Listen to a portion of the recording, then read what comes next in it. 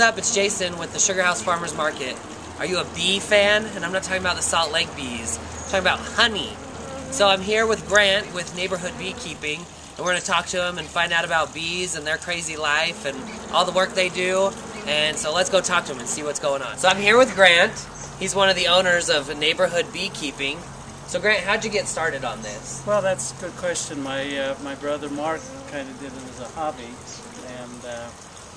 and he said, "Hey, do you want to try some hives?" And I said, "Sure." So we took some of our honey over to the local Highland, festival and sold it. And somebody came up to us and said, "Hey, do you put hives in people's yards?" And after about the third or fourth time, we said, "Sure." And so now we have hives in about 45 different locations and a 3-year waiting list. Cool. So how much honey comes from one stack of hives? Good question. That really depends on the queen. If you have a good active queen, she lays lots of eggs, you get lots of bees. Okay? Average for Utah is 60 pounds per hive. We average probably about 75 pounds per hive. We have had hives that have gotten over 100 pounds. Wow. So because of the weather, how it's been this year, has it changed anything? It's been a rough year for the bees because they weren't able to, first of all, they weren't able to get out. So what do your neighbors think of all these bees going up the bee highway? They're just flying all around. Do they like it? Well, the neighbors really do because it pollinates their fruit trees and their gardens and their flowers. Oftentimes we just associate bees with they pollinate fruit trees and gardens, but they also make your flowers bigger and prettier. So the neighbors love them, and they have learned that bees don't bother you. Yeah. If you leave them alone, they're interested in finding nectar sources and pollen sources, and they're not interested. Yeah. Yeah, I've noticed that. We're standing here right in the bee highway, and I haven't gotten stung once. I was over there looking at the bees, didn't get stung. I mean, I freaked out a little. Thought one of them was on my leg, but that's it. So, do you mind if we go check out and see the different, how you make the honey? Sure. And what you do for that? Let's do it. This is the box that's just been barely put on, so there's not going to be a lot of activity up on top there. The wax really sticky? Wax is really sticky. Ooh. Wax. This is what I want you to see. Oh, wow. See? All that. Okay, now I'm just going to honey? take a picture of that brown spot. What that is we call that capped brood. So those are baby bees in there. Oh, in there? Inside there. In that, like, yellowish. Yeah, that tan colored stuff. Oh. Those are baby bees. Okay. So oh, wow, a lot of baby bees over here. Yeah. Wow. What we're trying to show is that you don't need to be afraid of bees. Yeah. Here we've got the hive open and we're showing it to you. And I'm not scared. Okay. A little nervous, but I'm not scared. So what's this thing for? This is an extractor. Oh, okay. So what we do when we take the honey out of the hive, this is what it looks like. It's on a frame like this. The bees have filled all of these little cells with honey, and then they've capped it with beeswax. So when we get ready to extract the honey, we take a knife, it heats up, and we just carve the wax off it like that so that it's then even with the frame. We do that on both sides, and then we set it inside of the extractor. When it'll hold 34 frames. And then when that's full, we just turn it on and it spins the honey out. And then how much honey does one of these hold? One of these will hold about 80 pounds. Oh, wow.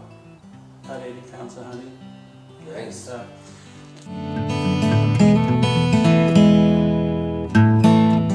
This is a wax melter.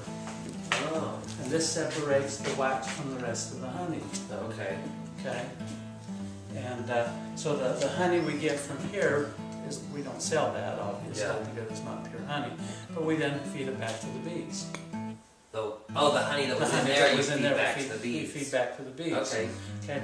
The wax that's in here, we pour it into little containers, and I've got one downstairs, and I'll show you. Okay. Okay. Okay. So we'll then run it through one of those steamers. Okay. And it steams all of the rest of the honey out, and the wax comes out nice and clean like this. Wow. And then what do you do with this? And what we do with this is we make lotion and chapstick with it. Burt's Bees has nothing on them. That's right. Way better. And in our lotion or balm or whatever you want to call it, and we've named it Beejuvenate. Okay, it's a trademark name. Beeswax is the primary ingredient. Okay. And then we add into it some very premium, expensive oils. We add in emu oil, kukui, shea butter, cocoa butter, avocado, grape, yeah, all the good stuff. Okay. Some of those oils are $100 a gallon. Oh. Okay. So we add those in with the beeswax, forms the lotion. It's a fairly firm lotion. Okay. When you put it on, it doesn't have alcohol in it, so it takes a few minutes to soak in your skin. Okay. Lotion. But it's a very high quality. And then the beeswax forms a protective coating on your skin, so that you can go wash your hands and you haven't washed all the lotion off. Nice. So you can actually wash 3 or 4 times. Not have to put lotion on right after. Lotion back on again. Nice. Yeah. And then you also sell the honeycomb. The honeycomb. Yeah. You're saying that's kind of like a. But what used to be like chewing gum. Yeah. Remember when we looked at the frame over there and we said we carved the wax off? Right. Well, this is just the honey without the wax carved off. Yeah. Okay. It's just like a sweet gum. Yeah. And you can actually chew on the wax once you suck the honey out of it. So it's pretty cool. Delish. And then what else? I think you were telling me about, since around here bees, they have to go 3 miles away is where they go to get the pollen to make the honey, which flavors it. They can go up to 3 miles. Up to 3 miles radius. So if you had clover or anything all around here for 3 miles, then the honey would taste like that. It would be 100% clover. Right. So the thing about the honey is that the flavor is not clover honey or alfalfa honey. Right. It's just the flavor of what's ever in the nectar sources in people's yards. Yeah. One of the fun things that people do with honey is make honey sticks. Yeah. And so we're gonna.